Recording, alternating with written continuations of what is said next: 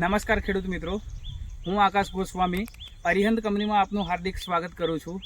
આપણે આવી ગયા છીએ સાવલી તાલુકાના સદાપુર ગામની અંદર. આપણે એક જોઈશું પ્રગતિશીલ ખેડૂત છે આપણી જોડે. તેમણે મરચીની અંદર મેગ્નેટ કીટ વાપરેલ છે. મેગ્નેટ કીટ વાપરતા પહેલાં એમની મરચીમાં કેવા પ્રોબ્લેમ હતા અને શું પરિસ્થિતિ હતી એ આપણે એક પ્રગતિશીલ ખેડૂતના સ્વમુખે સાંભળીશું. બોલો, આપણું મરચીમાં કેવો પ્રોબ્લેમ હતો? કીટ નાખ્યા પહેલાં ભૂરી મરચી હતી, ભૂરા છોડ હતા. બરોબર. અને નાખ્યા પછી એનું રિઝલ્ટ મળ્યું. બરાબર.